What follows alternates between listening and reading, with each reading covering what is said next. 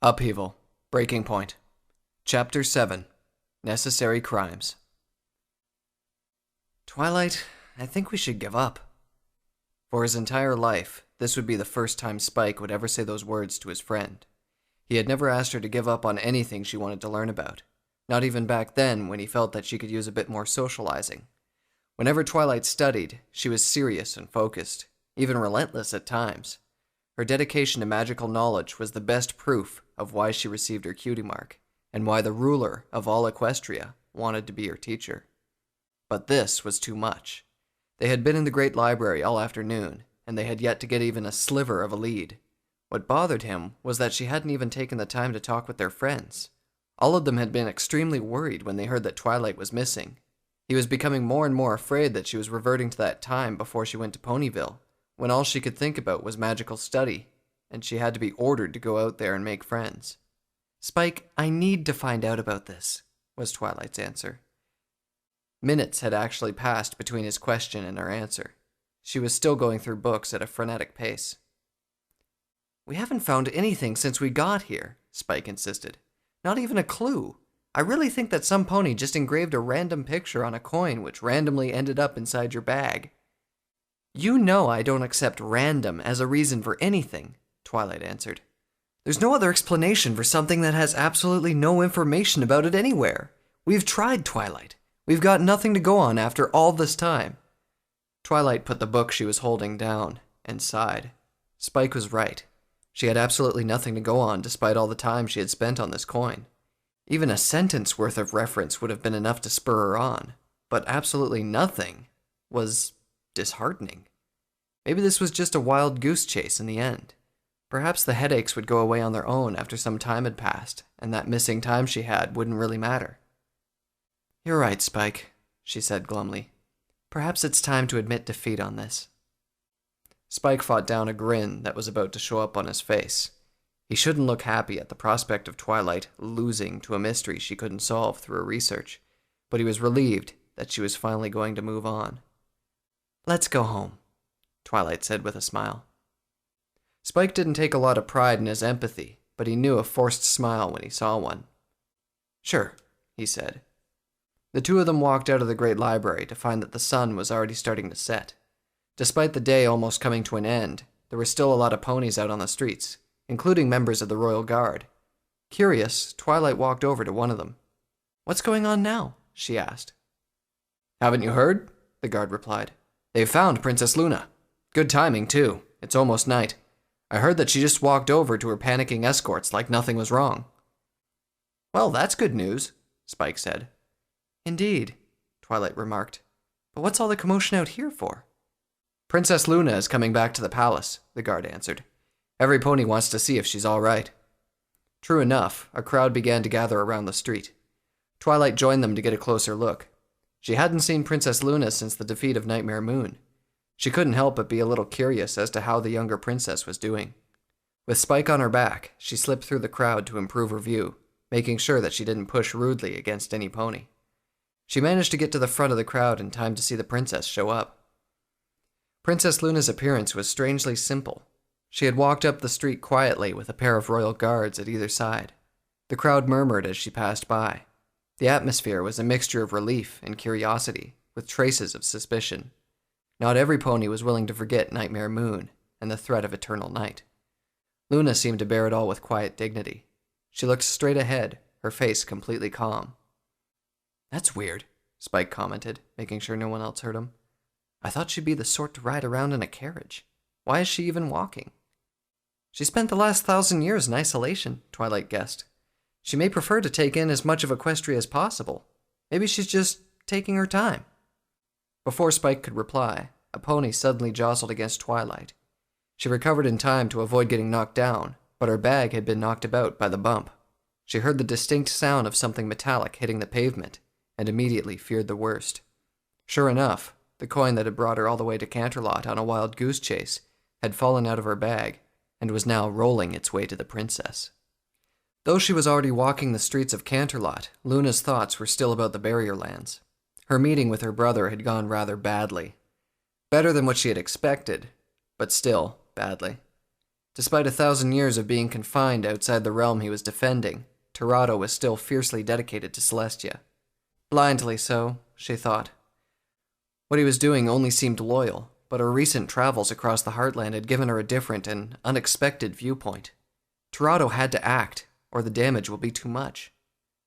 It was her visit to her brother's realm that was the reason why Luna was taking the time to walk through Canterlot, instead of just flying through or using a teleport spell. Just as Tirado had said, Celestia knew of her departure from the Heartland the moment she broke through the barrier. Though she wanted to resume her travels as if the barrier lands were just a quick, unscheduled detour, it wasn't long until she received a message that her sister wanted to see her. So she found herself dawdling as she answered the summons. She had to admit that she was scared. Even though Tirado had provided an excuse for her to use, she was still hesitant. Despite the constant murmurs of the watching crowd, a light metallic ping caught Luna's attention. A small object rolled from the crowd and then bumped lightly against her hoof. Out of curiosity, she picked the thing up and examined it. It appeared to be a coin made of silver. When she brought one of its sides up to see what was there, her eyes widened in surprise. The Equestrian Legion's emblem glinted slightly, catching the dimming rays of the setting sun. "Who dropped this?" Luna immediately asked the crowd. The sudden urgency in her voice set every pony nearby aback. Even her escorts looked shocked. Silence swept the crowd as every pony looked to see who had dropped the coin that was bothering their princess. "I did, Your Highness." After a few more tense moments, some pony finally spoke up. Luna looked to see who it was and nearly gasped. She recognized the unicorn who was walking towards her slowly, with eyes apologetic and movements hesitant. Her two escorts stepped forward to intercept the pony, but she motioned them back. "Twilight Sparkle," she said the name softly.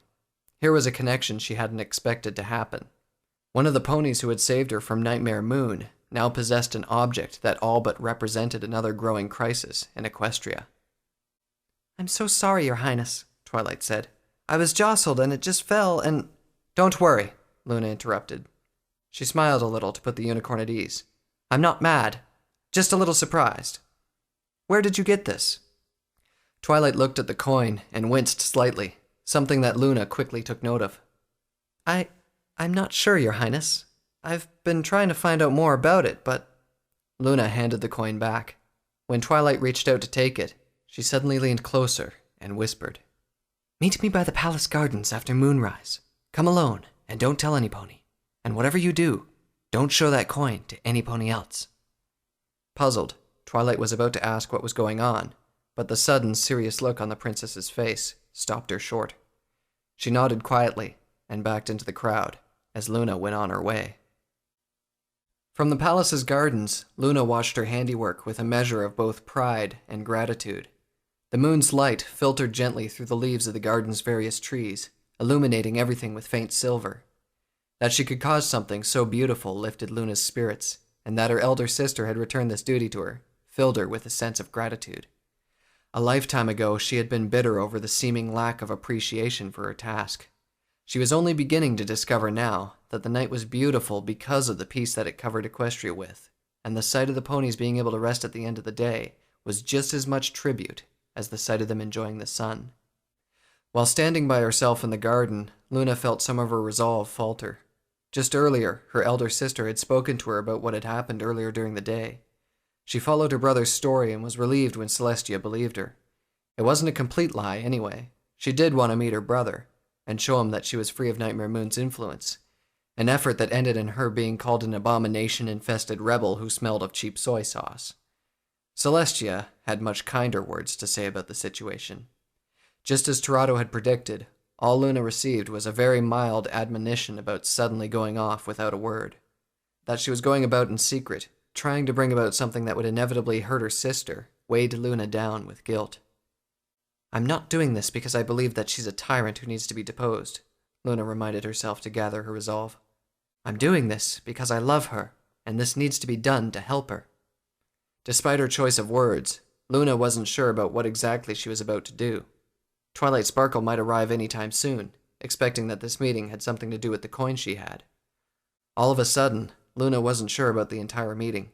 She had thought about telling Twilight Sparkle what the emblem on the coin meant, which would reveal the truth about the Legion's existence, But there were a few things that made Luna hesitate. Doing this would surely bring a lot of trouble to Twilight Sparkle.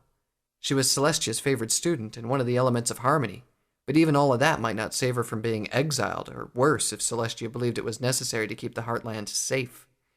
Why was it even necessary for her to know about the Legion? Part of Luna wanted to avoid bringing others into this and just confront her elder sister. That same part of her berated her for going through things in a roundabout manner. No, she thought. If I speak out, it would just be seen as another rebellion from the jealous little sister. If she hears from one of her subjects that this division is wrong, she may listen. Your Highness? At the sound of Twilight Sparkle's tentative call, Luna shook her head, trying to come to a decision. I'm here, she replied. The guards had altered the patrols slightly to keep this part of the garden private, as was Luna's request. As she had also requested, Twilight Sparkle was alone. The baby dragon who was accompanying her earlier was gone. Luna had wondered how her sister's protege had acquired a Legionnaire emblem, but yet seemed to have no idea of what she had. She had detected a faint aura of magic around Twilight Sparkle that she recognized as Tirado's. That confirmed what could have happened. Twilight Sparkle must have somehow come to the Barrier Lands, and Tirado had cast a spell to cloud her memory. Luna couldn't help but wonder how the Legionnaire emblem fit in. Could it be that Tirado planted it there to break his own spell? Was he moving before she even talked to him? Or was it some pony else from the Legion? Twilight bowed as was only appropriate when faced with royalty. She had told Spike to go home without her, and then came to the garden as she was asked. She couldn't help but feel a little excited, as well as curious. Princess Luna recognized the coin. Finally, after hours of fruitless research, she had stumbled over a clue. Perhaps the engraving on the coin was so obscure that only royalty knew anything about it. She approached the princess slowly. Princess Luna seemed lost in thought, and Twilight was unsure of whether breaking the princess's reverie was a good idea. After some time, the princess snapped out of her distraction and looked directly at her. Twilight Sparkle, Luna said. I haven't thanked you properly for saving me from Nightmare Moon. I didn't do it by myself, Your Highness, Twilight replied. She beamed a little inside at the thanks, but she kept her tone humble. All of my friends helped in defeating Nightmare Moon. True, Luna said. The mention of Twilight's friends made the decision even harder for her. The truth will bring trouble not just to Twilight Sparkle, but to all her friends, ponies who will quickly rush to her side without hesitation. She could be condemning 6 ponies, the same ponies who had done so much for her, to exile. I should thank them all as well when we meet. Do you have that coin with you? I do, Twilight said. She reached for her bag and pulled out the coin. The silver glinted in the moonlight. If it pleases you, could you tell me more about it? She asked. I was going to ask Princess Celestia about it, but if you show this to my sister, you will never see or hear about it ever again, Luna said. Seeing Twilight's surprised expression, she softened her tone a bit before continuing. I understand your curiosity, Twilight Sparkle, but let me warn you now that the knowledge behind this emblem will bring a lot of trouble to you. My sister has done much to keep the knowledge about this emblem hidden, and learning about it goes against her wishes. Goes against her wishes? Twilight said in shock. She nearly dropped the coin in her surprise. All of a sudden it felt unnaturally cold. The picture, though seemingly noble, was now tinged with a sinister gleam. I didn't know this thing was evil. I should just get rid of it then. I never said that, Luna interrupted. Twilight Sparkle's reaction was more proof to her of how much an influence her sister still had. And I'm dealing with her student, too, she thought. This entire thing might backfire or amount to nothing given Twilight Sparkle's loyalty to her sister. Even if she'd heard the truth, she could just ignore it or even agree with Celestia's decisions. Please listen to me carefully, Twilight Sparkle. It's true that my sister does not want anyone to know about what this coin means, but that doesn't make it evil. Far from it. Should the knowledge get out, it will ultimately be for her own good. How is that possible? Twilight asked suspiciously. I'll leave it for you to find out, Luna answered. You can walk away now, Twilight Sparkle. Get rid of that emblem and forget everything about it. You can go back to Ponyville and enjoy life. Or you can let me tell you the truth about it. Then you'll be carrying a terrible burden. It won't just be you either. Others could be dragged into the resulting mess. But please, trust me when I say that it will be for my sister's sake in the end. Twilight stared at Luna quietly, her face twisting in confusion and indecision. She found herself suspecting that the younger princess was up to something sinister. Perhaps Nightmare Moon had not been completely defeated after all, but Looking at Princess Luna right now, that suspicion just didn't seem to hold true. Luna looked right back at her with an intensity that defied any accusation of lying. Twilight had to suppress an urge to take a step back. She looked at the coin on her hoof. The sight of it was causing another headache, and the promise of an answer being so close was making it feel worse. What was the story behind this coin? Why all the secrecy? The urge to find out was still strong within her, as strong as it was the moment she saw it fall out of her bag. How do I know that what you're saying is true? She stammered. I can't offer any proof, Luna said. All I can promise is that you can hear what I have to say and walk away. Whatever you plan to do with what you've learned is up to you. The reassurance did little to quell Twilight's uneasiness. Her natural curiosity wanted to find out, but her loyalty to Princess Celestia stubbornly refused to have anything to do with something that went against Equestria's ruler. But why would Princess Luna actually reveal that it was against Princess Celestia's wishes to know more about it? Her uneasiness continued to grow as the realization that Princess Luna was telling the truth crept upon her. Finally, after several agonizing minutes, Twilight nodded. Please, tell me, she said. The back of her mind screamed in protest, but she steadfastly ignored it. She was going to find out about this. Once she did, she would decide what to do. Better to know and make her decisions than sit around in the dark. Princess Celestia would understand. She would never do anything to harm her mentor, but if this knowledge could help. Thank you, Luna said. This is an emblem of the Equestrian Legion. For you to have this... Twilight? Luna stopped when she saw Twilight clutch her head with her front hoofs. Twilight, are you all right? She asked. The steady buzz inside her head exploded when Twilight heard the words Equestrian Legion. A flood of images and words suddenly came at her. Captain Vanguard Clash of the Northern Equestrian Legion. Twilight's mind focused on the image of a dark-barded pony standing on a vast plain, a plain that was both Equestria and not. The Legion does things out here that would only cause disruptions if it became common knowledge. The image shifted to an angry white unicorn whose fierce glare seemed to pin Twilight to the spot, despite being only a memory. Your mighty and wonderful Princess Celestia likes to pretend that her realm of peace and rainbows doesn't need us. The image shifted again. Enormous wolf-like monsters leapt from the darkness, red eyes glowing menacingly and fangs dripping saliva. Several ponies charged against these beasts, the dark-armored pony included. Blasts of fire erupted, and blood sprayed. She could hear someone laughing in the distance. Finally, the battle faded, and there stood a gray pony, an alicorn even bigger than Princess Celestia, with a fiery mane and a broken horn. Here I am now, centuries later, and my duty continues. Suddenly, everything began to make sense. Something within her mind seemed to resist as she desperately tried to piece together what the images meant. She recognized the presence of magic, and fought back. I remember, Twilight gasped. The block within her memories shattered, and everything came flooding back. The Legion, Prince Tirado, the war at Equestria's borders. Luna looked at the unicorn with a mixture of shock and admiration. Amazing, she thought. All it took was a few words and she broke the memory lock on her own. Just how much potential does your student have, big sister? That was when she realized that she had done it. She had allowed knowledge of the Legion's existence to seep into the Heartland. Despite Celestia forgiving her for her rebellion and giving her back her duties, she had once again gone against her elder sister. But this time, it was different. 1,000 years ago, she had rebelled out of selfishness and petty jealousy. This time, her rebellion will be for Celestia. And I was just beginning to enjoy Equestria, she thought wryly. To Twilight, she could only say, and what you do with that knowledge is up to you, Twilight Sparkle.